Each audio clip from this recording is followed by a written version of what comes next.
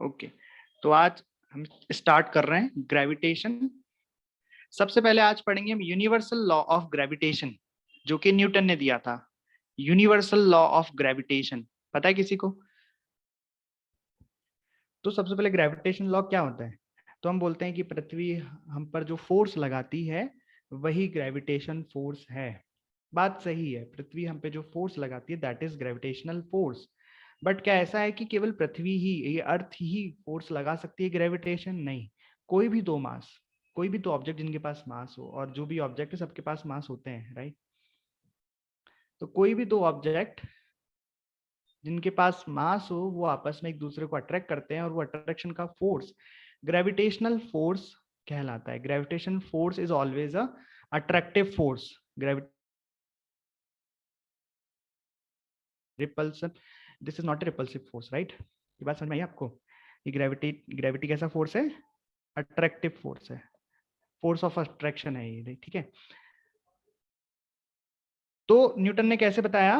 उन्होंने देखा कि मतलब ये मास m1 ये m2 को अपनी तरफ अट्रैक्ट कर रहा है, वह उतने ही फोर्स से ये m2 भी इस m1 को अपनी तरफ अट्रैक्ट कर रहा है। यानी कि हम बोलते हैं ना, पृथ्वी हमें mg से खींच रही है अपनी तरफ। ऐसा नहीं है कि पृथ्वी ही हमें mg से नीचे खींच रही है, हम भी पृथ्वी को mg से ऊपर खींच रहे हैं। समझ में आई बात? जैसे ये पृथ्वी है और ये हम है, तो हम बोलते हैं पृथ्वी ने हम पर mg फोर्स लगाया, राइट? बिल्कुल सही बात है, पृथ्वी ने हम पे ग्रेविटेशन फोर्स लगाया। लेकिन हमने भी तो पृथ्वी पर mg ही लगाया है, सेम फोर्स होता है दोनों। भाई एक्शन का रिएक्शन, पृथ्वी ने हम पे लगाया तो हमने पृथ्वी पे लगा दिया। बस फर्क इतना है कि पृथ्वी इतनी भारी है कि इसको कोई फर्क नहीं पड़ता इतने से फोर्स से। हम हल्के फुल्के होते हैं तो आ जाते हैं नीचे, वापस जंप करते तो नीचे पहुंच जाते हैं, है ना?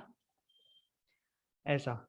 तो न्यूटन ने बताया कि ये जो फोर्स है attractive force, force of attraction है दो मासेस के बीच में, जो m1 m2 पर लगा रहा है इस तरीके से, और m2 m1 पर लगा रहा है इस तरीके से, ये जो फोर्स है, इस फोर्स को मैं F बोल दूं। ये फोर्स डायरेक्टली प्रोपोर्शनल होता है m1 इंटू m2 के। मतलब ये जो m1 और m2 का मल्टीप्लीकेशन है, ये मल्टीप्लीकेशन जितना बढ़ता जाएगा, कैसे जाएगा, बढ़ेगा, कैसे बढ़ेगा? m1 बढ़ेगा तो m1 m2 बढ़ेंगे, m2 बढ़ेगा तब भी। मतलब दोनों मासेस में अगर कोई भी मास हम बढ़ाते हैं तो फोर्स ऑफ अट्रैक्शन बढ़ेगा, ग्रेविटेशनल फोर्स, ग्रेविटेशनल पुल बढ़ता है। और ये जो फोर्स है it is inversely proportional to R square, मतलब F directly proportional to 1/r²। मतलब दोनों मासेस के बीच में डिस्टेंस जितनी ज्यादा हो जाएगी उतना ये फोर्स कम होता जाएगा, राइट? इसलिए इसको इनवर्स स्क्वायर लॉ भी कहते हैं।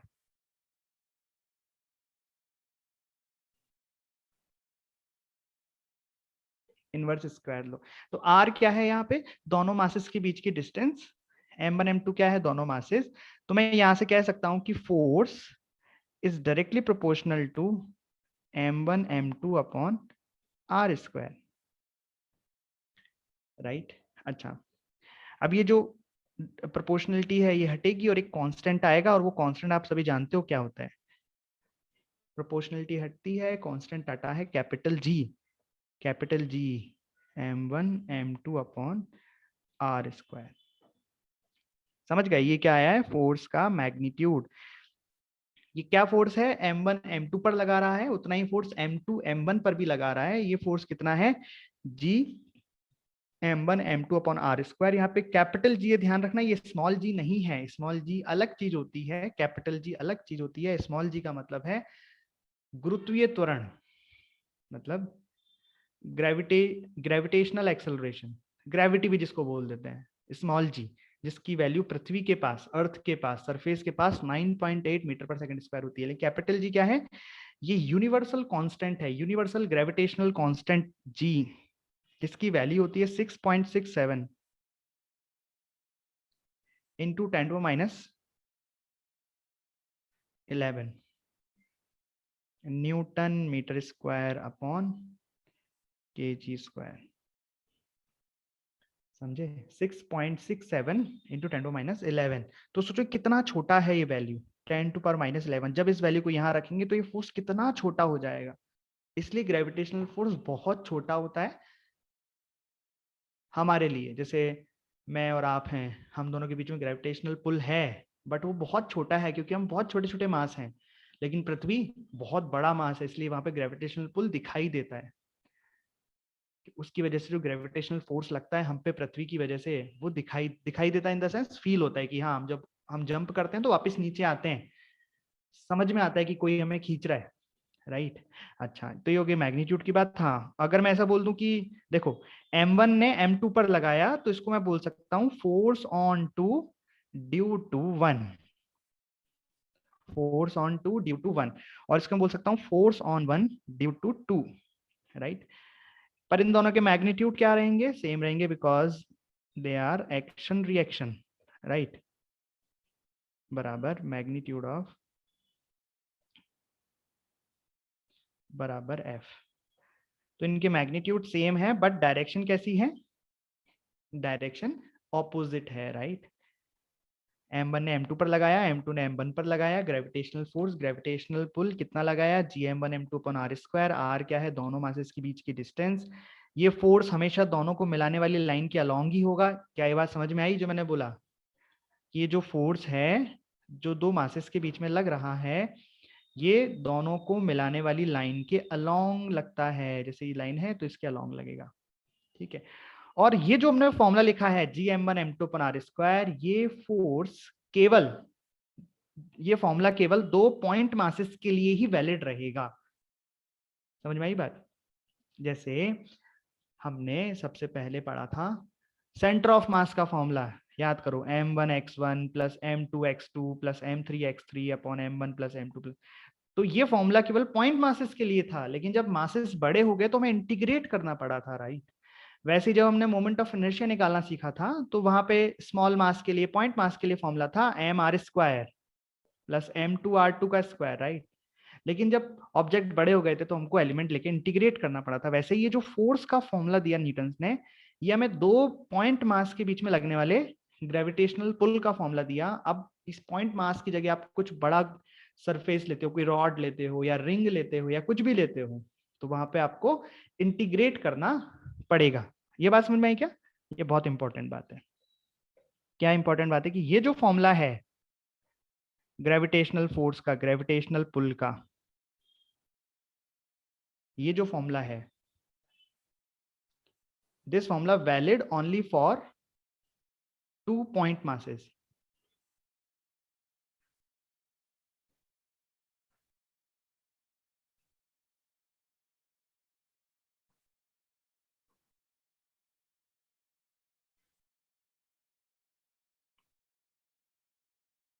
ठीक है, ये सारी बातें मैंने इसके बारे में लिख दी। और एक और बात, ये जो फोर्स है ये बहुत ही हल्का फोर्स है। हल्का मतलब वीक फोर्स है। It is the weakest force of nature, but it's range is very large. ये बहुत सबसे वीक है नेचर में। जो फोर्स, जितने भी फोर्सेस हैं, जैसे इलेक्ट्रोस्टैटिक फोर्स है, ग्रेविटेशनल फोर्स है, न्यूक्लियर फोर्स है, उन सभी फोर्सेस में gravitational force is the weakest force.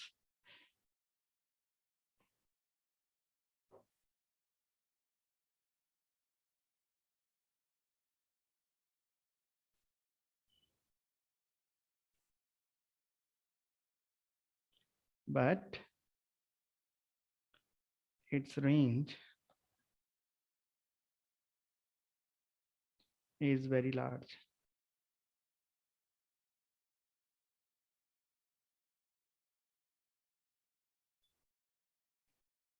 समझ गए? इसकी रेंज बहुत बड़ी है। छोटा फोर्स है बट इसकी रेंज बहुत बड़ी है।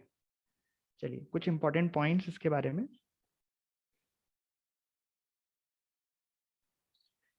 कुछ इंपॉर्टेंट पॉइंट्स अबाउट कैसे मतलब यूज करना है, क्या होता है ये। तो देखो, सबसे पहली बात कि force between two point masses is always along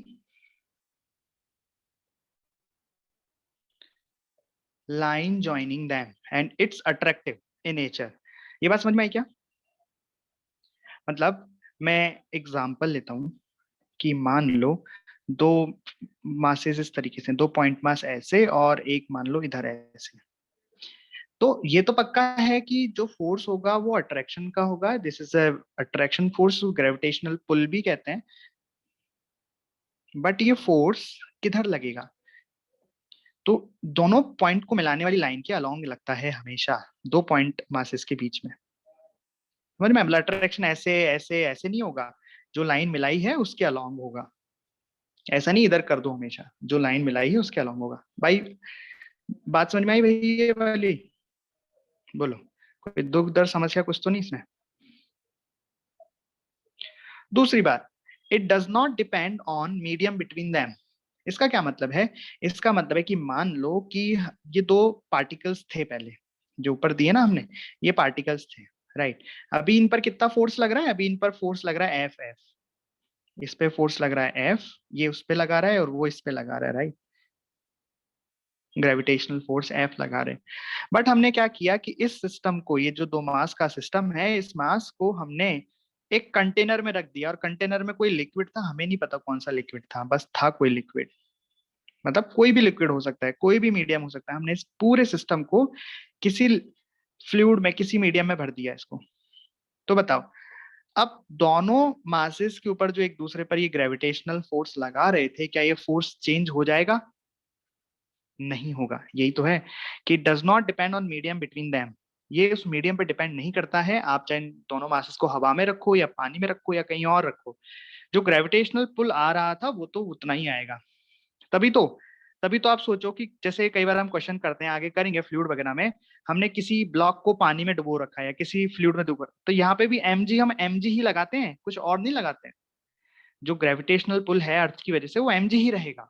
मतलब अगर स्विमिंग पूल में कूद जाओ तो वहां पे mg ही लगेगा आपके ऊपर। वो बात अलग है कि जो फ्लूइड है वो भी आप पे एक पॉइंट फोर्स लगाएगा, राइट। लेकिन ग्रेविटी की वजह से जो फोर्स लग रहा है, ग्रेविटेशनल पुल mg ही रहेगा। बात समझ में आ गई? एंड लास्ट पॉइंट, सबसे इंपॉर्टेंट पॉइंट, क्या है ये पॉइंट? कि this force follow principle of superposition. Principle of superposition का मतलब क्या है? देखो, अभी जो मैं बात कर रहा हूं, ये जो फोर्स का फॉर्मूला दिया न्यूटन ने, ये दिया दो पॉइंट के बीच में, दो पॉइंट मासेस के बीच में लगने वाला ग्रेविटेशनल फोर्स। लेकिन मैं बात कर रहा हूं कि अगर मान लो कुछ ऐसा होता कि ये एक पॉइंट मास है, इसका मास है एम नॉट, इसके आसपास खूब सारे मासेस रखे हुए हैं, बहुत सारे मासेस रखे हुए हैं ऐसे, M1, M2, M3, M4। अरे बात समझ में आई? ऐसे बहुत सारे मासेस रखे हुए हैं, M1, M2, M3, M4। तो हमें जो फॉर्मूला पता है वो तो केवल दो मासेस के बीच में लगने वाले फोर्सों के बीच में ही पता है। तो हम या तो इसके बीच में निकाल सकते हैं, या इसके बीच में निकाल सकते हैं, या इसके बीच में निकाल सकते हैं, या इसके बीच में निकाल सकते हैं। हमें निकालना है कि एम नॉट पर लगने वाला नेट फोर्स, कि एम नॉट पर यहाँ पर नेट फोर्स क्या लगेगा। अभी देखना, अर्थ वर्थ नहीं मान रहे हैं हम, है ना, कि अर्थ है तो सब बोलो कि सर अर्थ की वजह से mg तो आप लगा ही नहीं रहे हो कहीं भी। भैया हम ग्रेविटेशन ही पढ़ रहे हैं। तो मान लो ये एक तरीके से दो अर्थ ही रखी हुई हैं, दो अर्थ मतलब एक अर्थ है और एक मार्स है, आपस में लग रहे हैं ग्रेविटेशनल फोर्स। समझ गए? तो mg की बात नहीं होगी यहाँ पे कि वो mg लगता था ना सर, वहां पे सरफेस होती थी और mg नीचे लगता था।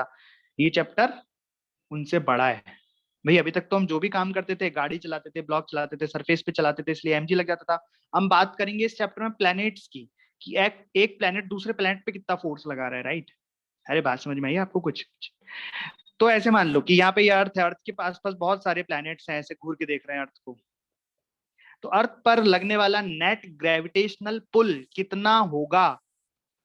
एम नॉट पर लगने वाला नेट ग्रेविटेशनल पुल कितना होगा? तो यही सुपरपोजिशन प्रिंसिपल है। क्या कहता है कि if we have a number of particles, then force on any one particle due to any other particle is independent of presence of other particles.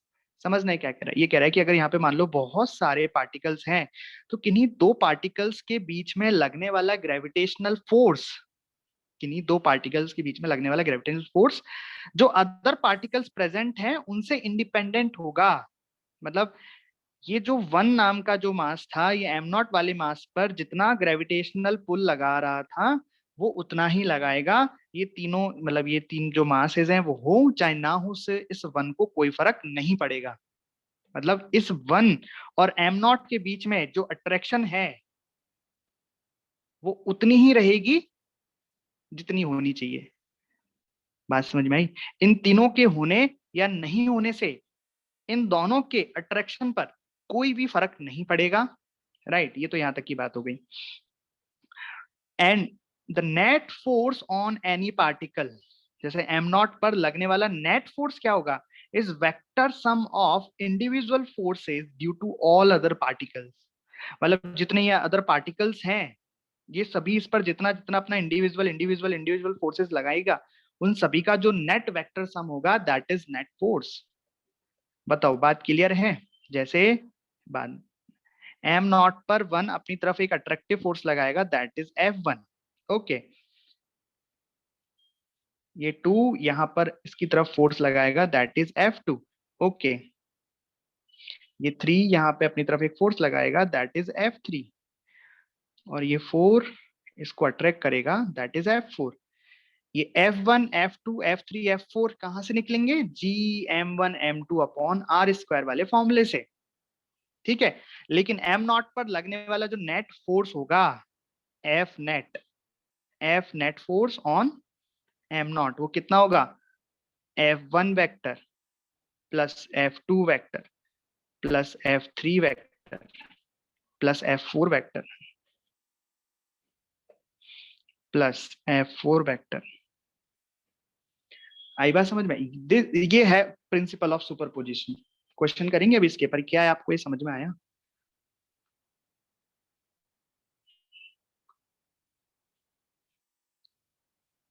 क्या ये बात आपको समझ में आई क्या? ये F1 F2 F3 F4 कैसे निकालेंगे बताइए? F1 F2 F3 F4 कैसे निकालेंगे? ये कैसे निकलेंगे? ये अपने न्यूटन्स फॉर्मूले से निकलेंगे। G M1 M not upon R1 का स्क्वायर, इस तरीके से। समझ गया? सब लिखूं, सारे लिख दूं क्या? G M2 M not R2 का square.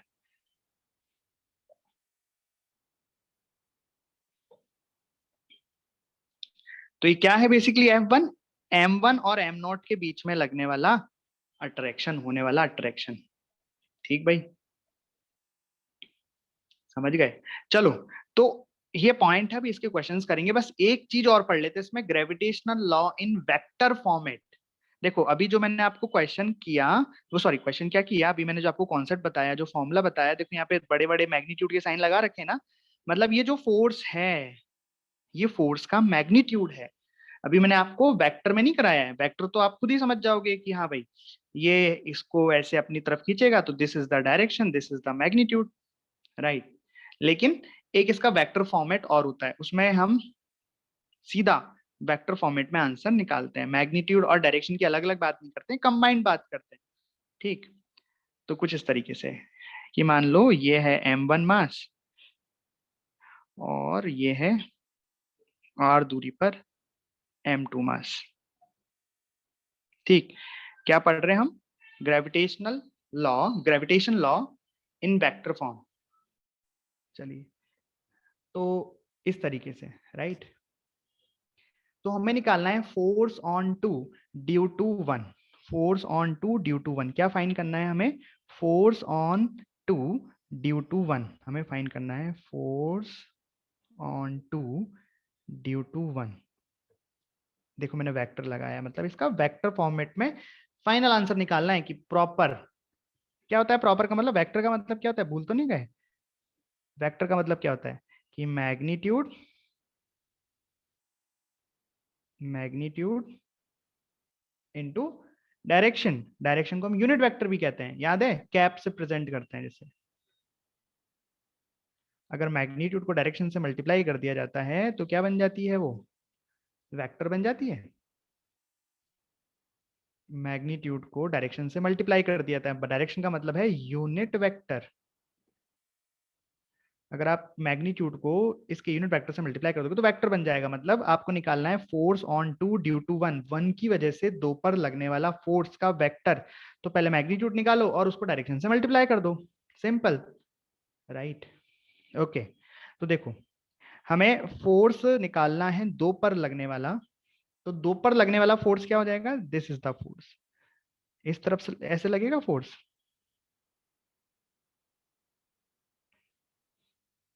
Force on two due to one.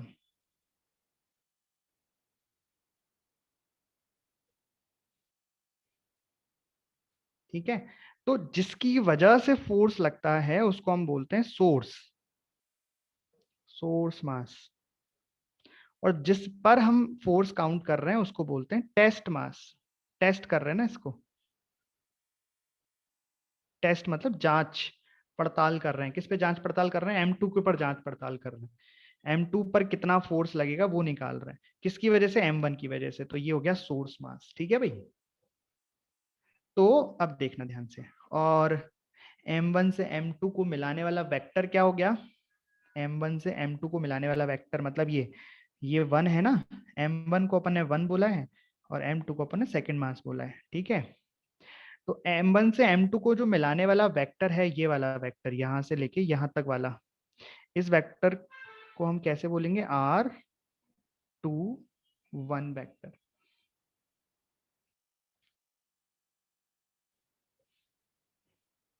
R21 vector. ठीक है भाई। चलिए अब मैं आपको लिखता हूं इसका vector form.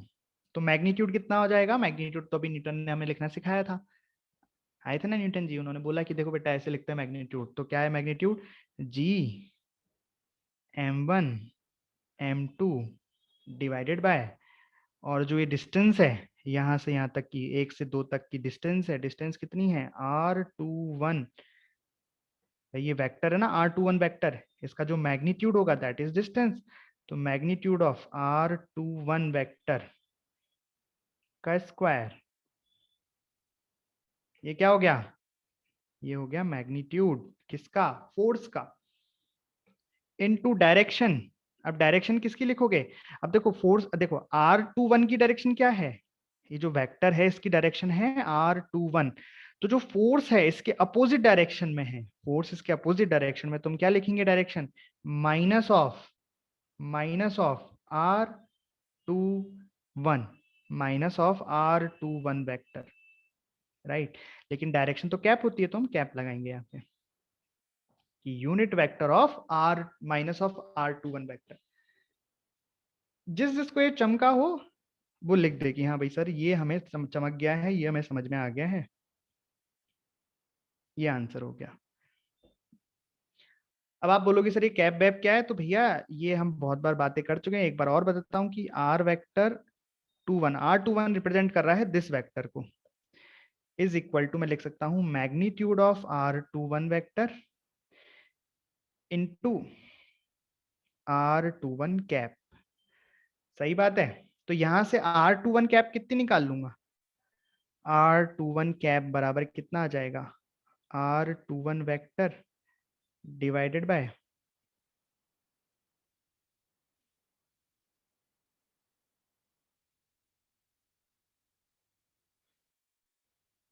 Magnitude of R21। क्या बात चमकी आपको? अब इस कैप को मैं यहां रख दूं, इस कैप को मैं यहां रख दूं, तो फाइनल फॉर्मूला क्या बन जाएगा जो आपको रटना है, याद करना है? Vector format of the gravitational law, gravitational law का वेक्टर फॉर्मेट F21 बराबर, क्या करने वाला हूं मैं? इस R21 को यहां रख दूंगा, तो एक तो माइनस आ रहा है, माइनस को मैं आगे ले आया, ये बन गया GM1M2 upon magnitude of R21 vector का स्क्वायर, और ये कैप की जगह मैं रख दूंगा यहाँ पे R21 divided by magnitude of R21 vector. तो फाइनल जो आपको याद करना है, अब ये फाइनल लिख रहा हूं मैं, जो आपको याद करना है कि force on two due to 1 is equal to minus GM1M2 upon, नीचे दोनों मल्टीप्लाई हो जाएंगे तो क्यूब हो जाएगा ये, मैग्नीट्यूड ऑफ R21 वेक्टर का क्यूब इंटू R21 वेक्टर। ये आपको याद रखना है। समझ गए?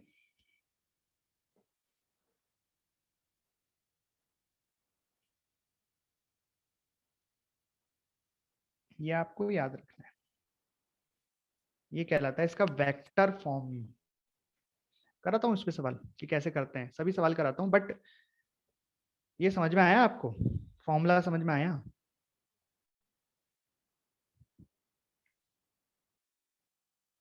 कैसे निकाला समझ में आया? भाई फोर्स क्या होता है? Magnitude and direction. मैग्नीट्यूड का फॉर्मूला भी आपको बताया, डायरेक्शन ये रही। डायरेक्शन क्या है फोर्स की? ये जो r2 वेक्टर है उसके अपोजिट है, तो इसलिए माइनस लगा दिया, और डायरेक्शन इसलिए कैप लगा दिया। ठीक है, अब कैप है तो उसको ऐसे लिख सकता हूँ, कैप को मैंने यहाँ रिप्लेस कर दिया तो उसकी जगह ये लिख दिया, यहाँ स्क्वायर का और 1 का मल्टीप्लाई किया तो क्यूब बन गया, तो ये फॉर्मूला हमने रट लिया, याद कर लिया, राइट। तो gravitational law in vector form समझ में आ गया। ये आपको सीधा क्या देगा, ये आपको फोर्स देगा, फोर्स का वेक्टर देगा, राइट, सीधा वेक्टर देगा, ये मैग्नीट्यूड नहीं देगा, ये फॉर्मूला आपको सीधा वेक्टर देगा। और जो ये फॉर्मूला है मैग्नीट्यूड वाला वो तो ये है ही, ये तो आपको पता ही है। ठीक, चलिए अब क्वेश्चन करते हैं, करिए। तो क्वेश्चन समझो पहले, अ मास m is fixed at a point and m mass is moving around it in a circle of radius r with constant velocity v. Assume that there is no force, कोई और force नहीं है, और वो अपने आप गोल गोल गोल गोल घूम रहा है, तो सर्कुलर मोशन की स्पीड क्या होगी। ओके, स्पीड पूछिए ना यार, मतलब एक्चुअल में आपको find the speed v, v की वैल्यू पूछिए। चलो यहाँ से अपन हटा देते हैं, सिर्फ इतना लिखते हैं, with constant speed. Okay, as देख, find its speed and time period of circular motion. करो, ऐसा कुछ है डायग्राम। तो सेंटर पर एक मास है कैपिटल एम जो फिक्स है, और एक और मास एम है जो ऐसे यहाँ चक्कर काट रहा है किसी वेलोसिटी v से, v मान लेते हैं वेलोसिटी, यही तो फाइंड करना है।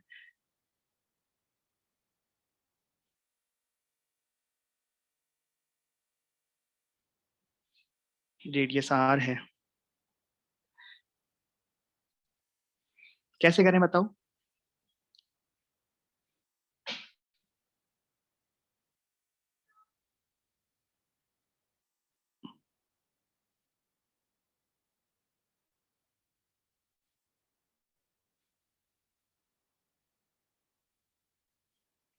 ऐसे मान लो, यहाँ ज्यादा फीलिंग आती है। तो कोई भी पार्टिकल अगर सर्कुलर मोशन कर रहा है तो उसको कहीं ना कहीं से एक सेंट्रीपिटल फोर्स, एक सेंट्रीपिटल एक्सेलरेशन जरूर मिल रहा है, अभी तो सर्कुलर मोशन कर पा रहे हैं। जैसे आपको मैं एग्जांपल भी लिया था जब मैंने सर्कुलर मोशन पढ़ाया था, जब सेंट्रीपिटल फोर्स पढ़ाया था, कि जैसे रस्सी से बंधा है तो जो टेंशन है वो सेंट्रीपिटल एक्सेलरेशन प्रोवाइड करती है, ग्रेविटी में gravitational force centripetal acceleration provide करता है। तो यहाँ पे कौन है जो सेंट्रीपिटल एक्सेलरेशन प्रोवाइड कर रहा है, बताइए।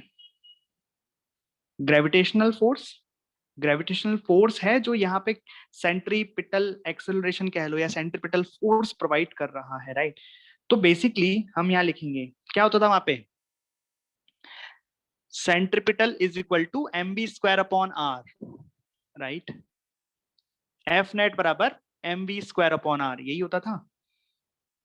एफ नेट बराबर एफ सेंट्रीपिटल, याद करो, हम ये लिखते थे एफ नेट, जो भी नेट फोर्स उस पर लग रहा है वही एफ सेंट्रीपिटल हो जाता था। तो यहाँ पे नेट फोर्स किसका लग रहा है, ग्रेविटेशनल फोर्स लग रहा है बस, तो एफ ग्रेविटेशनल किसके बराबर हो जाएगा, सेंट्रीपिटल फोर्स की। और सेंट्रीपिटल फोर्स कितना होता है, M V square upon R होता है भैया, अरे होता ही नहीं होता, बस। तो ग्रेविटेशनल फोर्स कितना हो जाएगा, जी m1 m2 upon R square, तो जी तो जी है, ओके। इसका मास m है और इसका मास भी m है, तो ये m इंटू m हो गया, और दोनों के बीच की डिस्टेंस कितनी है, रेडियस आर स्क्वायर, ओके।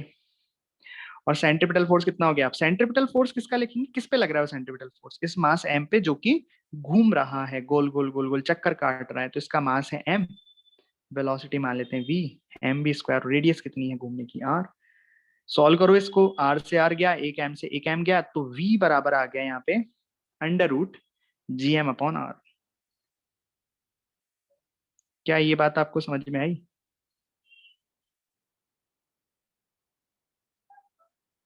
तो क्या किया हमने, एफ नेट को एफ सी के बराबर कर दिया। अब एफ नेट यहाँ पे ग्रेविटेशनल केवल, और इसमें लिख रहा है और कोई फोर्स ही नहीं लग रहा, ग्रेविटेशनल। अब ग्रेविटेशनल फोर्स में भी नेट निकालते, लेकिन यहाँ पे दो ही पॉइंट है, अगर मान लो और पॉइंट होते तो उन सभी का नेट निकालना पड़ता, लेकिन यहाँ पे तो एक ही है, तो बस एक ही का आ गया, ओके। तो एक कांस्टेंट वेलोसिटी से अगर घूम रहा है तो इसका टाइम पीरियड कितना हो जाएगा, भाई टाइम पीरियड कितना होता है, 2 पाई बाई ओमेगा, और v बराबर ओमेगा आर होता है, तो हम लिख सकते हैं 2 पाई r अपॉन v, ये टाइम पीरियड हो गया इसका।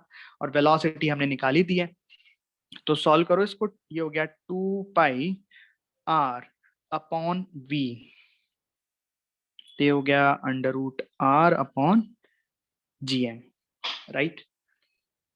समझ गए?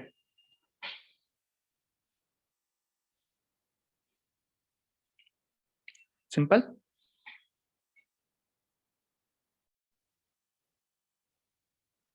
मास m मान लेना ना, आइडेंटिकल पॉइंट मासेस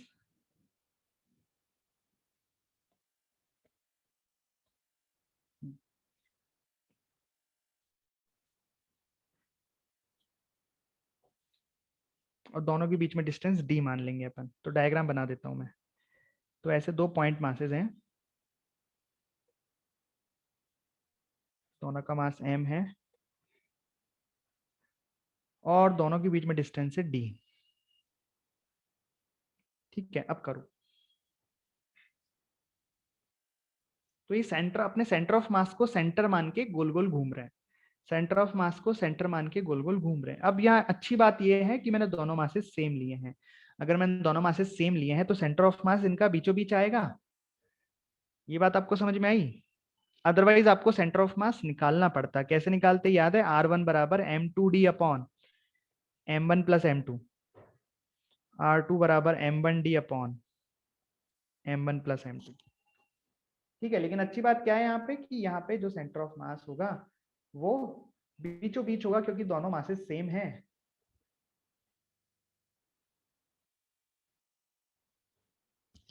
चलिए करो करो, जल्दी से आंसर बताओ।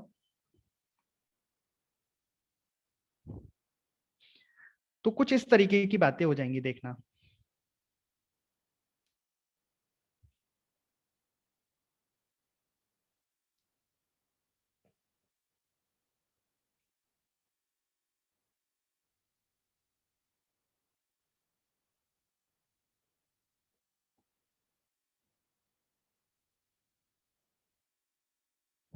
तो इधर भी एक मास रखा है, इधर भी एक मास रखा है, दोनों का मास m है। This is the centre of mass. और सेंटर ऑफ मास कितनी डिस्टेंस पे आ जाएगा? d/2 पर आ जाएगा। समझना। तो d/2 को सेंटर बना के इसे घूमना है। तो सर्किल ये होगा इसका तो, और दूसरे वाले का भी सर्किल यही हो जाएगा। बात समझ में आई? भाई इसको रेडियस, इसको सेंटर बनाया, ये रेडियस बनाई, और इसका अगर मैं सर्किल ड्रॉ करूंगा तो वो ऐसे गुजरेगा।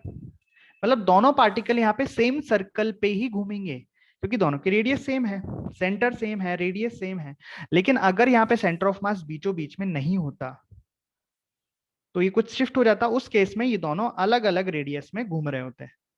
ठीक, लेकिन अभी तो सेम रेडियस में घूमेंगे, तो ये तो अच्छी बात है। कुछ इस तरीके से, राइट? तो ये सेम रेडियस में घूमेंगे। तो मान लेते हैं कि इसकी वेलोसिटी v है,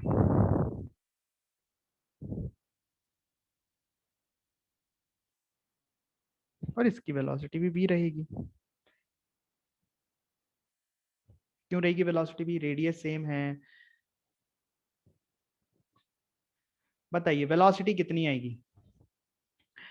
तो वही कॉन्सेप्ट तो पुराना वाला है कि दोनों पार्टिकल घूम रहे हैं इस बार, तो दोनों के ऊपर सेंट्रीपिटल फोर्स लगेगा। सेंट्रीपिटल फोर्स ग्रेविटेशनल फोर्स के बराबर होगा। तो बस वही करना है। एफ नेट बराबर, किसी भी पार्टिकल के लिए एफ नेट बराबर हम लिख देंगे, क्या लिख देंगे? Centripetal force F C. तो चलिए इस वाले पार्टिकल के लिए लिखते हैं, फर्स्ट वाले पार्टिकल के लिए लिखते हैं। तो इस पे फर्स्ट वाले पार्टिकल पर एफ नेट बराबर एफ सी हम करने वाले हैं। तो इस फर्स्ट पार्टिकल पर जो ग्रेविटेशनल फोर्स लगेगा वो इस दूसरे वाले पार्टिकल का आएगा। दो ही तो है यहाँ पे, और तो है नहीं। तो इस वाले पर इधर की साइड आएगा इस तरीके से ग्रेविटेशनल फोर्स, राइट? और इस तरफ हम बोल देंगे इसका सेंट्रीफ्यूगल। अब सेंट्रीपिटल बोल दो, सेंट्रीफ्यूगल बोल दो, एक ही बात है। mv² / r ही आता है। ठीक, मतलब यहाँ आ जाएगा F G is equal to, ये हो जाएगा mv²/r। एफ जी कितना होगा? जी, m1 m2 दोनों का मास सेम है बेटा, तो m आ जाएगा अपॉन दोनों के बीच की डिस्टेंस कितनी है? कैप, दोनों के बीच की डिस्टेंस कितनी है? d। तो यहाँ लिखेंगे d का स्क्वायर बराबर, अब हमने इस वाले मास के लिए लिख रहे हैं तो इस वाले मास लिखेंगे m, वेलोसिटी इसकी v²/r। रेडियस किसकी होती है? जो सर्किल में घूम रहा है। तो कितने जो सर्किल में घूम रहा है उसकी रेडियस कितनी है? d/2। तो ये आ जाएगा d/2, राइट। तो यहाँ से वेलोसिटी कितनी आ रही है, √gm/2d। अब मैंने दूसरे वाले का इसलिए नहीं निकाल रहा हूँ यहाँ पे, क्योंकि मेरे को पता है सेम टू सेम करूंगा सारे काम तो उसकी वेलोसिटी भी सेम आएगी, इसलिए मैंने इनिशियली दोनों की वेलोसिटी को सेम ही बोल दिया था, राइट। अगर रेडियस अलग अलग होती, मतलब सेंटर ऑफ मास बीचों बीच नहीं होता, इधर उधर होता, तो रेडियस दोनों की अलग अलग होती है, कितनी रेडियस होती है, दूसरे की इतनी रेडियस होती है, तो उस केस में v1 v2 करते दोनों, दो बार हमें ये करना होता, दो अलग अलग वेलोसिटी मिल जाती। अरे बात समझ में आई। और अब फाइनली अगर टाइम पीरियड निकालना है तो टाइम पीरियड कैसे निकलेगा, टाइम पीरियड के लिए आप लिख दोगे t बराबर 2πr/v। 2πr कितनी है, d/2। ये ध्यान रखना, रेडियस कहीं कैपिटल डी मत कर देना, अपॉन v तो लिख ही रखा है आपके सामने, gm/2d। इस तरीके से। Any doubt in this question?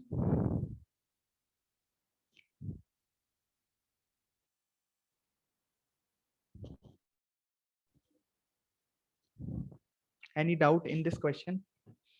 ये समझ में आ गया ना कि v सेम क्यों रहेगा, क्योंकि दूसरे वाले पार्टिकल के लिए हम सेम चीज करेंगे, इस पर भी ग्रेविटेशनल फोर्स लग रहा होगा जिसको हम सेंट्रीपिटल फोर्स के बराबर करेंगे, और फिर वो ऐसी कैलकुलेशन होगी, v आ जाएगा। एक और सवाल करा रहा हूँ, उसमें मैं दोनों के मासेस अलग अलग लूंगा तो सेंटर ऑफ मास बीच में नहीं आएगा, उस केस में दोनों की वेलोसिटी अलग आएगी, वो आपको निकालनी है।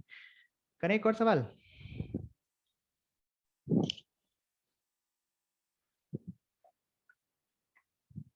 करिए। तो इसमें दो अलग अलग मास के पार्टिकल हैं, दोनों के बीच में डिस्टेंस d है, और वो अपने सेंटर ऑफ मास के अबाउट घूम रहे हैं due to their mutual gravitational force.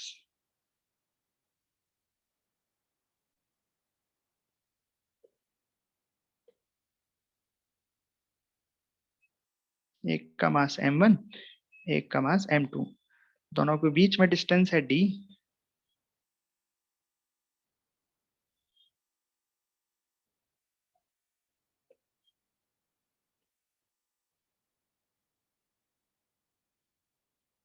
करिए, कैसे करोगे?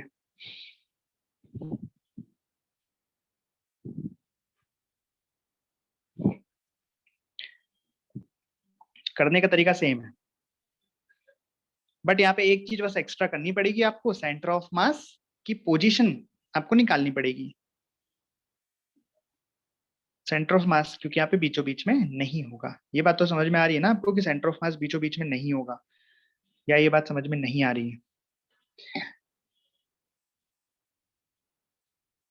किधर की साइड होगा, जिधर का मास ज्यादा होगा।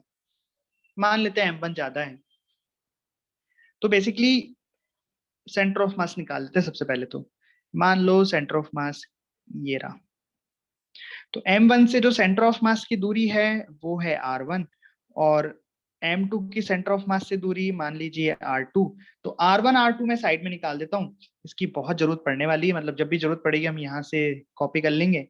r1 कितना है, r1 हो जाएगा m2d upon r1 plus r2, यानी कि सॉरी उल्टा लिख दिया,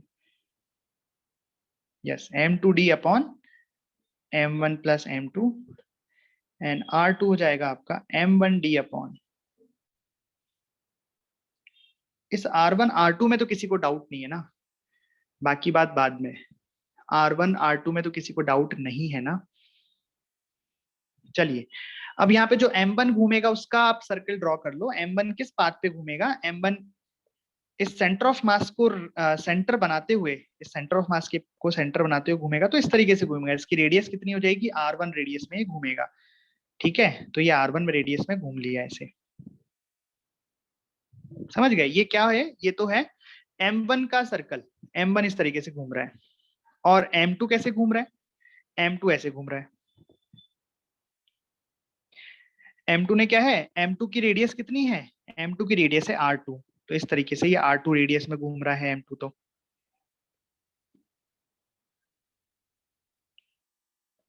इस तरीके से। आई बात समझ में या नहीं आई बात समझ में? कोई डाउट है इसमें? ये m1 का हो गया और ये m2 का हो गया। किधर भी मान लो वेलोसिटी, तो जैसे मान लो m2 ये रहा, m2 m2 की वेलोसिटी मान लेते हैं v2, यहाँ पे v1 v2 अलग अलग होंगे, तो m2 की वेलोसिटी मान लेते हैं ऐसे v2,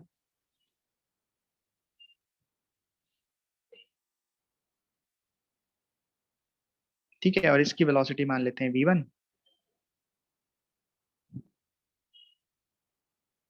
निकालो अब, सबसे पहले m1 के लिए सॉल्व करें, सबसे पहले m1 के लिए सॉल्व करते हैं, फॉर m1 क्या सॉल्व करें, यही v1 वगैरह निकालते हैं।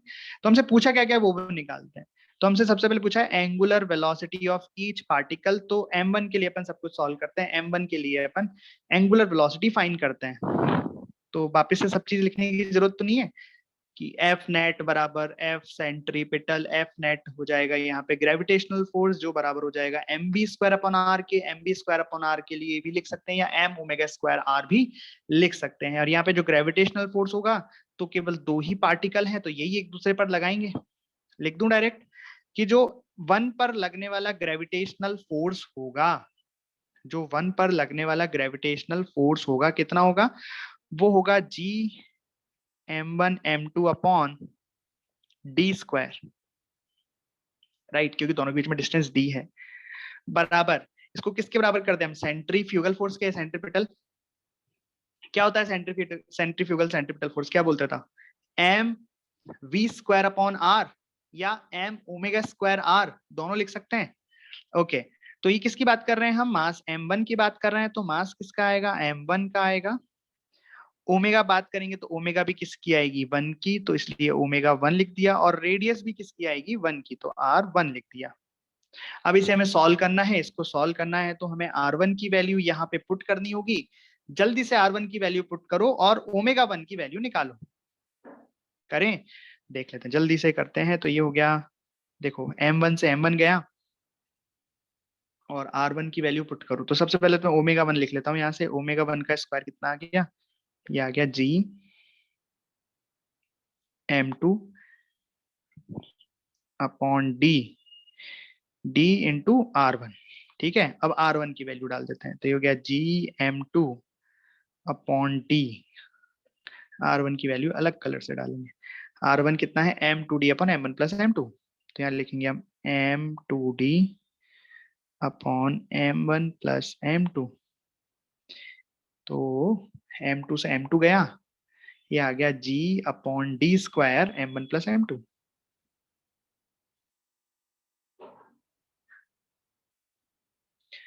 राइट। अच्छा डी स्क्वायर तो पहले से था, सॉरी सॉरी, डी स्क्वायर पहले से था, तो अब क्या आ जाएगा, डी क्यूब आ जाएगा।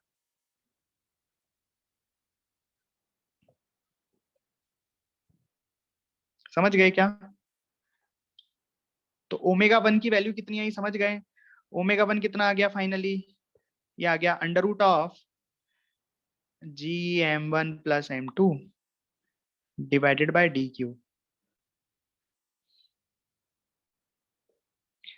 क्या आप ऐसे m2 की एंगुलर वेलोसिटी भी फाइंड कर सकते हो क्या, जल्दी से बताओ, क्या m2 की एंगुलर वेलोसिटी फाइंड कर सकते हो, तो कर दो, कैसे करोगे, यहाँ लिखेंगे हम फॉर m2, चलिए m2 के लिए लिखेंगे ग्रेविटेशनल फोर्स, तो m2 के लिए ग्रेविटेशनल फोर्स तो सेम आ जाएगा जी m1 m2 upon D square, क्यों आ जाएगा भाई, भाई ग्रेविटेशनल फोर्स तो जितना m1 m2 पे लगाएगा उतना ही m2 m1 पे लगाएगा, ठीक है। लेकिन सेंट्रीफ्यूगल लिखेंगे ये चेंज हो जाएगा, यहाँ पे m1 की जगह मास लिखना पड़ेगा m2 ओमेगा स्क्वायर 2 का स्क्वायर, और ये रेडियस हो जाएगी r2। सॉल्व कर दें इसे, तो यहाँ से ओमेगा 2 का स्क्वायर आ गया, m2 से m2 गया, तो ये हो गया जी m1 divided by D square r2, ठीक है, ये हो गया जी m1 अपॉन डी स्क्वायर। अब r2 की वैल्यू डालेंगे, r2 की वैल्यू कितनी है, m1d upon m1 plus m2, क्या लिखूंगा m1d, अरे ये क्या दिख रहा है मेरे को, ये तो कुछ ऐसा लग रहा है कि सेम ही आ गए ये तो, ओमेगा 2 का स्क्वायर बराबर कितना आ गया, सीधा ओमेगा 1 ही, सीधा ओमेगा 2 ही लिखता हूँ, ओमेगा 2 कितना आ गया, अंडर रूट ऑफ m1 से m1 गया जी ऑन डी क्यू। मतलब क्या कंक्लूजन निकला, ये कंक्लूजन निकला कि ओमेगा 1 बराबर ओमेगा 2,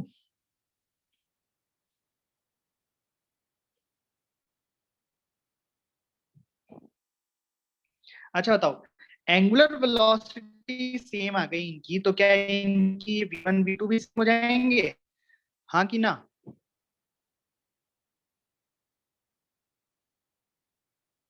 अगर इनकी एंगुलर वेलोसिटी सेम आ गई तो क्या ये v1 v2 भी सेम हो जाएंगे क्या? नो, v1 v2 सेम नहीं होंगे, क्योंकि v1 v2 तो क्या हो जाएंगे भाई, इसको तो हम लिख सकते हैं, चलो v1 ये सॉरी ओमेगा 1 बराबर ओमेगा 2 बराबर ओमेगा ही लिख लेते हैं। अब जब जब सेम ही है तो ओमेगा 1 ओमेगा 2 की क्या जरूरत है। लेकिन अगर हम v1 लिखेंगे तो v1 कितना हो जाएगा, ओमेगा r1 हो जाएगा। लेकिन अगर v2 हम लिखेंगे तो हो जाएगा ओमेगा r2, राइट। समझ में आई बात, यानी कि वेलोसिटी अलग अलग हो जाएंगी, एंगुलर वेलोसिटी सेम हो जाएंगी। ठीक है, अगला सवाल क्या था, ratio of their angular momentum about centre of mass, centre of mass के अबाउट उनका एंगुलर मोमेंटम हमें लिखना है। ओके, तो सेकंड क्वेश्चन, एंगुलर मोमेंटम याद तो है कि भूल गए, क्या होता है एंगुलर मोमेंटम का फॉर्मूला, बताओ।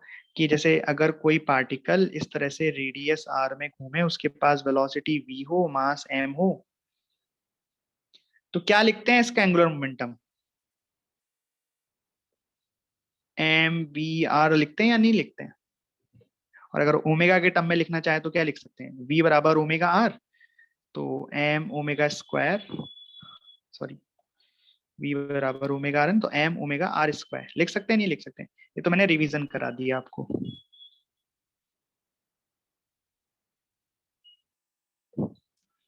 अगर कोई पार्टिकल इस तरीके से सर्कल में घूम रहा है v वेलोसिटी से ओमेगा से, तो हम लिख सकते हैं ना एम वी आर परपेंडिकुलर, जैसे ये r हो गया, ये इसका परपेंडिकुलर हो गया, तो M V perpendicular into R. ठीक है, चलिए अब पहले पार्टिकल के लिए लिख देते हैं और दूसरे पार्टिकल के लिए लिख देते हैं। पहले पार्टिकल का एंगुलर मोमेंटम हम L1 बोल देते हैं, इसके लिए मास हो जाएगा m1, ओमेगा तो दोनों के लिए सेम है, यहाँ लिख देंगे हम r1 का स्क्वायर, और डिवाइड कर देंगे L2, क्योंकि हमें रेशो निकालना है, तो L2 कितना हो जाएगा, मास लिख देंगे हम m2, ओमेगा सेम है r2 का स्क्वायर। कितना आ गया, कितना आ गया भाई, ओमेगा से ओमेगा गया, तो m1 upon m2 into r1 upon r2 का, r1 अपॉन r2 का होल स्क्वायर। अच्छा, r1 अपॉन r2 कितना होता है, जल्दी से बताओ भाई, r1 अपॉन r2 कितना होता है?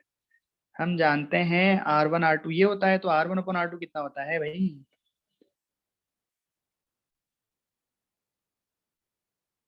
जल्दी से बताओ। r1 r2 अगर ये है तो r1 अपॉन r2 कितना होगा, दोनों को डिवाइड कर देंगे, m1 प्लस m2 से m1 प्लस 2 कट जाएगा, d से d कट जाएगा, m2 अपॉन m1 आ जाएगा। तो यहाँ पे आ जाएगा m1 upon m2 into r1 upon r2 की जगह आ जाएगा m2 अपॉन m1 का स्क्वायर। तो यहाँ से L1 अपॉन L2 कितना आ जाएगा, m2 अपॉन m1।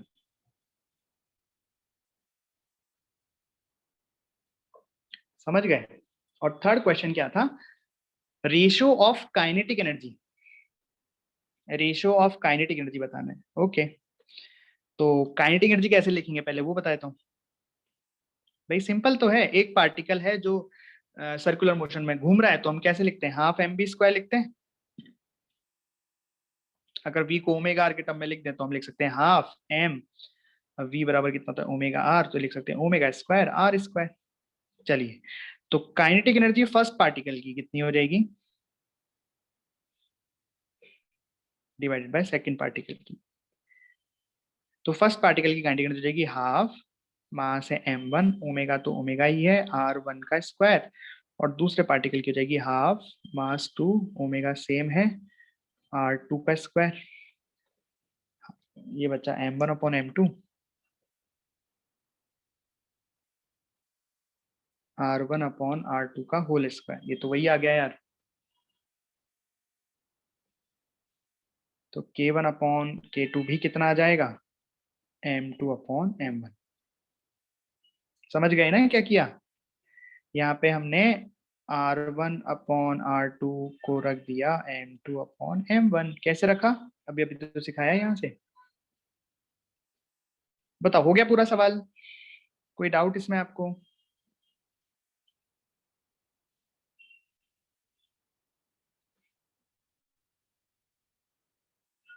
जब भी ऐसे कोई किसी के घूम रहा हो, ऐसे कुछ भी कर रहा हो, तो आपको हमेशा ग्रेविटेशनल फोर्स को सेंट्रिपिटल फोर्स के बराबर करके आप वेलोसिटी ओमेगा जो मन करे आप निकाल सकते हो। उसके बाद जो जैसा पूछे, काइनेटिक एनर्जी पूछे तो काइनेटिक एनर्जी का फॉर्मूला, एंगुलर मोमेंटम पूछे तो एंगुलर मोमेंटम का फॉर्मूला हम कर सकते हैं। ठीक, तो ये तो हो गए दो दो पार्टिकल वाले। अभी तक तो दो ही पार्टिकल थे, जितने भी क्वेश्चन किए इसमें दो ही पार्टिकल। सबसे पहले तो एक रुका हुआ था, उसके चारों ओर कोई दूसरा घूम रहा था, अगले मैंने दोनों घुमा दिए, फिर अगले में मैंने दोनों के मासेस अलग कर दिए, लेकिन पार्टिकल दो ही थे। राइट, अब हम करेंगे तीन पार्टिकल वाला एक सवाल, कि अगर तीन पार्टिकल हैं वो घूम रहे हैं due to mutual gravitational force, then find the velocity and all.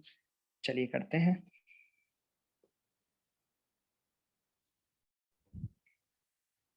तो तीन मासेस हैं जो एक इक्विलेटरल ट्रायंगल में रखे हुए हैं।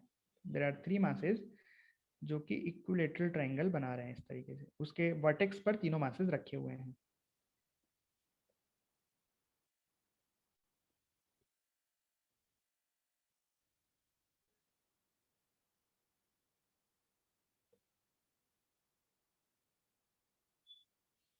मास m, ठीक है, और ये सेंट्रॉइड के बाद तीनों घूम रहे हैं, मतलब केंद्रक बोलते हैं इसको, क्या होती, तीनों सर्कल में घूम रहे हैं, मतलब ये रेडियस में ऐसे ही घूम रहे होंगे। समझ रहे हो? तो ये डिस्टेंस ये डिस्टेंस ये डिस्टेंस बराबर होगी, तो इसका जो सर्कल बनेगा वो बेसिकली इस तरह का एक सर्कल बनेगा जो तीनों शीर्षों से होके जाएगा, और तीनों घूम रहे हैं, तीनों की तीनों घूम रहे हैं इस सर्कल पर। तो आपको बताना है कि इनकी वेलोसिटी क्या होगी घूमने की। तीनों आपस में एक दूसरे के म्यूचुअल अट्रैक्शन की वजह से घूम रहे हैं, कोई एक्स्ट्रा फोर्स उन पर नहीं लग रहा है, बस ऐसे घुमा के हमने छोड़ दिया और ये हमेशा हमेशा के लिए ऐसे घूमते रहेंगे। आपको बताना है इनकी वेलोसिटी क्या होगी। करिए।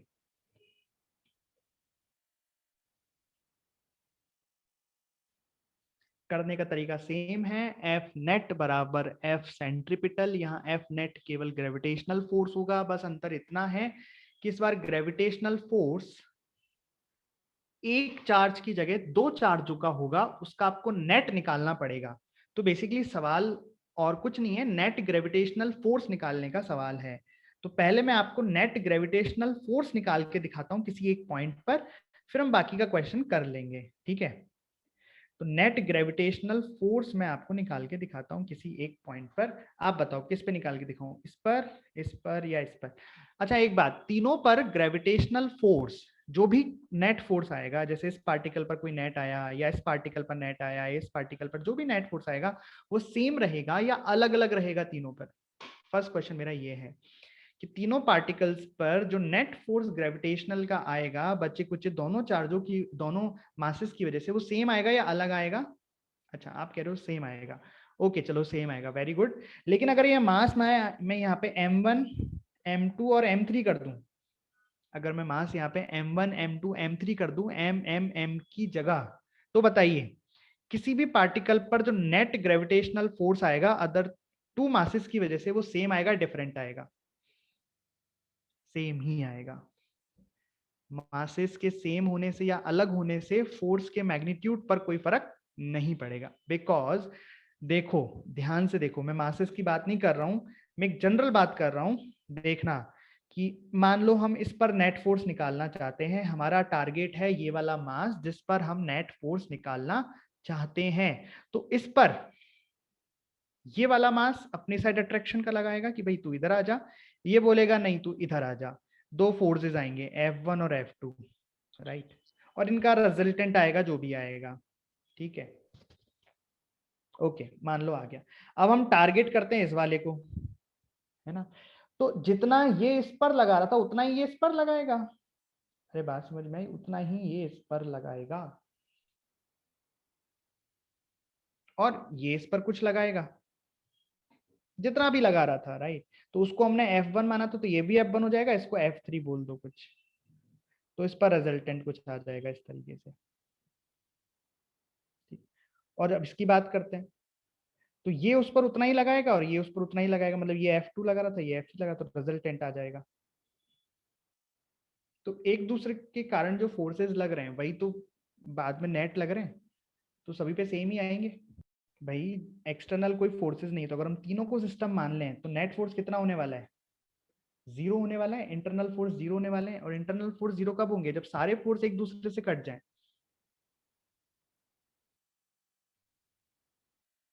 मतलब ये जितना इस पे लगाएगा वो उतना इस पे लगा देगा, तो ये आपस में कट जाएंगे। ये जितना इस पे लगाएगा वो इस पे लगाएगा, ये आपस में कट जाएंगे। और ये इतना जिस पे लगाएगा वो इस पे लगाएगा, ये आपस में कट जाएंगे। हाँ भाई, तो अगर यहाँ मासेस अलग अलग हो गए m1 m2 m3, तो नेट फोर्स तो जीरो आएगा सिस्टम पर। सारे फोर्स एक दूसरे को काट पीट के जीरो कर देंगे। बट अगर हम पर्टिकुलर मासेस की बात करें कि इस पर कितना नेट आएगा, या इस पर कितना नेट आएगा, या इस पर कितना नेट आएगा,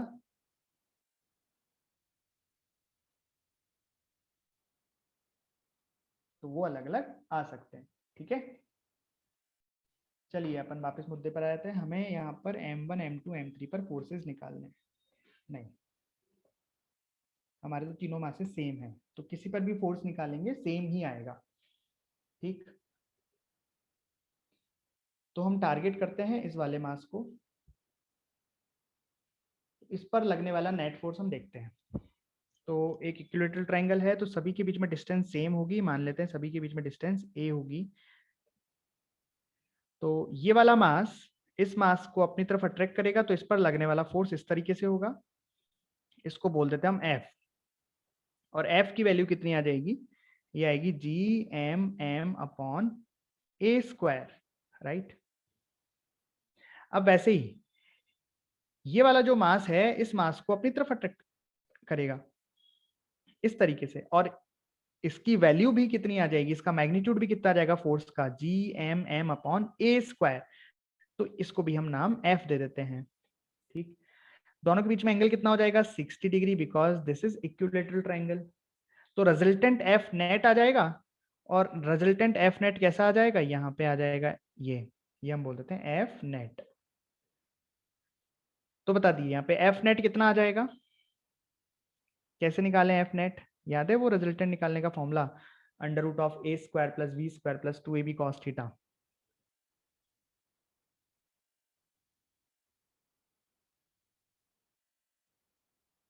देखिए ये मैंने रिजल्ट फॉर्मूला लगा दिया। यहाँ पे a क्या हो गया f, b भी क्या हो गया f, तो a² + b² + 2ab cos theta. तो कितना आ गया ये यहाँ से आ गया f² 2f² प्लस cos 61/2, तो ये भी हो गया f², 3f², √3f आ गया है। राइट,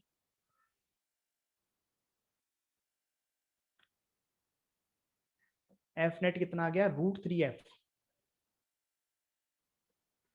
बस एफ नेट अगर √3f के बराबर आ गया, तो ये बराबर हम लिख देंगे यहाँ पे एफ नेट, जो कि है ग्रेविटेशनल फोर्स √3f। ये किसके बराबर हो जाएगा? mv² रेडियस r के। यहाँ पे रेडियस क्या होगी? रेडियस क्या होगी? यहाँ पे रेडियस होगी ये वाली लेंथ। भाई ये सेंटर है, सेंटर से डिस्टेंस यहाँ तक की हो जाएगी रेडियस। ये डिस्टेंस कितनी होती है? तो ये वाली डिस्टेंस हो जाएगी रेडियस। तो हम यहाँ लिख देंगे mv²/r, और यहाँ से वेलोसिटी निकाल लेंगे। अब जरा r की वैल्यू और बता दो कितनी आएगी। तो ये वाला एंगल कितना हो जाएगा?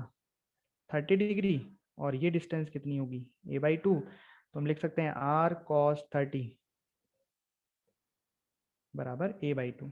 cos 30 कितना हो गया? √3/2। तो r बराबर आ गया a/√3।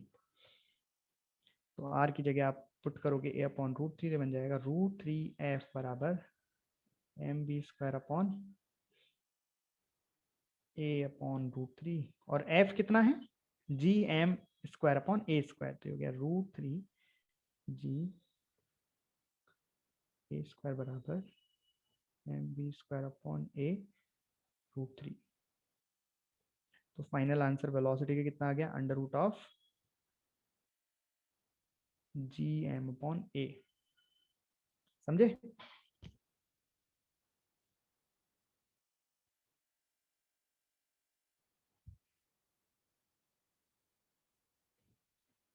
भाई क्या समझ में आया आपको ये सवाल?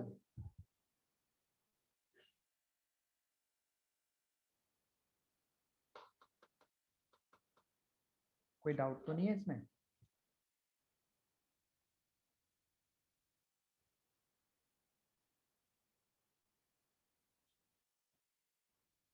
एक और करा दूं? बस करिए, सवाल है आपका। तो यहाँ पे दो मासेस हैं एम एम, अब कोई घूम घूम नहीं रहा है, बस यहाँ पे फिक्स्ड है ये दोनों मास हैं।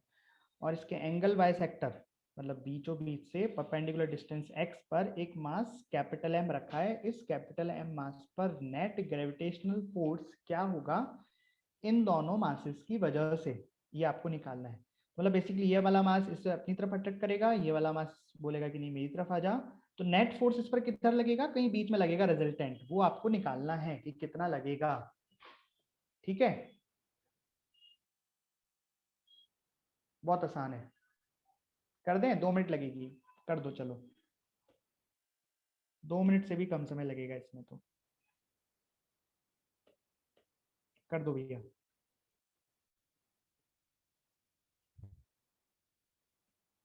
तो ये वाला मास क्या बोलेगा, ये वाला मास बोलेगा इस वाले मास से कि मेरी तरफ आ जा, मतलब इस पे इधर की साइड ये फोर्स लगाएगा, और दूसरा वाला मास बोलेगा नहीं मेरी तरफ आ जा, वो इधर फोर्स लगाएगा। तो मैं फोर्सेस ड्रॉ कर दूं कि, और फोर्स हमेशा मिलाने वाली लाइन के अलोंग लगता है, तो ये फोर्स लगेगा इस तरफ,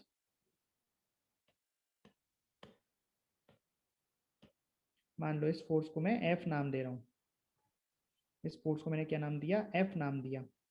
तो ये एफ की वैल्यू कैसे लिखूंगा, एफ बराबर जी m1 m2, दोनों मास m है तो इसलिए mm अपॉन आर स्क्वायर।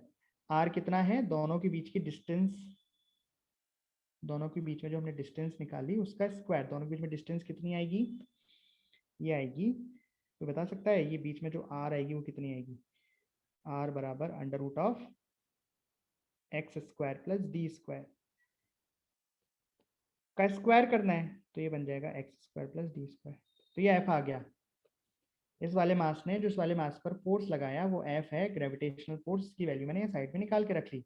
अभी दूसरा वाला मास है वो किधर लगाएगा, वो भी बोलेगा कि नहीं मेरी साइड आ जा, तो ये दोनों को मिलाने वाली लाइन हो गई, ये वाला मास बोलेगा कि नहीं इधर आ जा, तो ये फोर्स इधर लगाएगा। अगर मैं देखूं कि ये फोर्स कितना लगेगा, अगर मैं देखूं कि ये फोर्स कितना लगेगा, तो दोनों का मास m है, तो मैं लिखूंगा जी एम एम, दोनों के बीच में डिस्टेंस भी इस आर के बराबर ही है, तो लिखूंगा x square plus D square. तो इसको भी मैं एफ नाम दे दूंगा, दे सकता हूँ एफ नाम, भाई इसको एफ नाम दिया तो इसको भी एफ दे दो, क्यों, सेम ही है, राइट। तो अब क्या रिजल्टेंट निकाल दूं क्या, बताओ, रिजल्टेंट निकाल लूं क्या। तो कैसे निकालू रिजल्टेंट, तो मान लो कि ये वाला एंगल थीटा है, भाई रिजल्टेंट निकालेंगे दो तरीके हैं, या तो एंगल कंपोनेंट करके निकाल लो या फॉर्मूले से निकाल लो।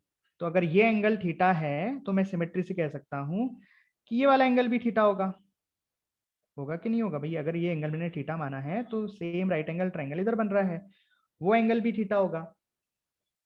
तो यहां मैं कंपोनेंट कर सकता हूं एफ के, बोलिए, एफ के कंपोनेंट कर दूं, इधर की साइड में जब एफ के कंपोनेंट करूंगा तो एफ के दो कंपोनेंट होंगे, एक तो नीचे होगा और एक इधर होगा,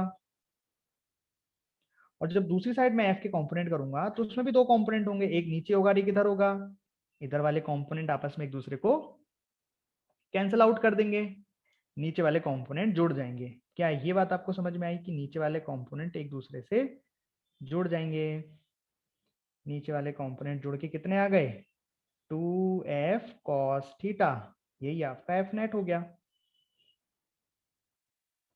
भाई जो साइड के कंपोनेंट होंगे वो तो एक दूसरे को काट देंगे, एफ साइन थीटा, और नीचे वाले कंपोनेंट जुड़ जाएंगे, F cos theta plus F cos theta, तो 2f cos थीटा आंसर हो गया। अब मैं जरा इसको ठीक से लिख दूं, तो ये हो गया एफ नेट बराबर 2 × एफ तो मैंने निकाल के रख ही रखा है, G M square upon X square plus D square into cos theta. अब जो राइट एंगल ट्राइंगल में मैंने थीटा माना है उस थीटा, अब थीटा तो हमें दिया नहीं था ना, तो थीटा हमें उन्हीं टर्म्स में लिखना पड़ेगा जो हमें गिवन है। तो यहाँ देखो थीटा क्या होता है, बेस अपॉन हाइपोटेन्यूज, राइट, मतलब आधार बटा कर्ण, तो कॉस थीटा लिखना है ना यार, कॉस थीटा कितना होता है, बेस अपॉन हाइपोटेन्यूज, तो थीटा अगर ये है तो बेस कितना हो गया एक्स, तो यहाँ एक्स लिख दूं, हाइपोटेन्यूज कितना हो गया आर, और आर क्या है under root of X square plus D square. अरे है ना मजेदार। तो एफ नेट कितना आ गया फाइनली, ये आ गया 2gm² into x divided by x square plus D square की पावर 3/2। बताओ ये आ गया, किस किस को समझ आ गया, किस किस को ये समझ आ गया?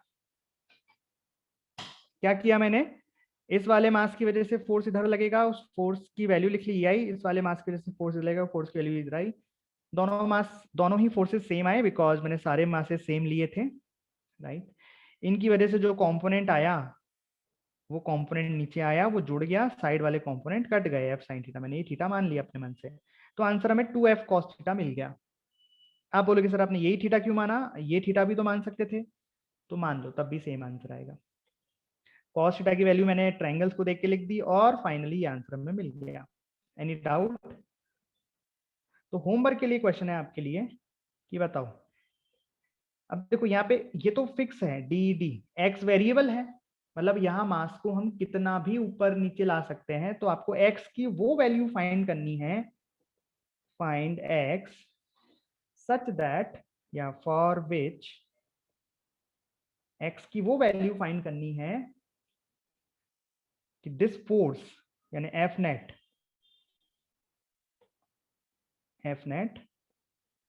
will become maximum,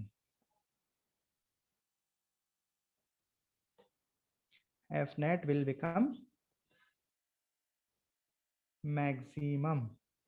देखो ये होमवर्क है, ये अपन कल ही करेंगे, बट इससे ऊपर एफ नेट में कोई डाउट हो तो एक बार मेरे को बता दो, मैं भी जल्दी से रिवाइज कर दूंगा, आप घर पे पढ़ना, ठीक है, और कोई डाउट हो तो पूछना।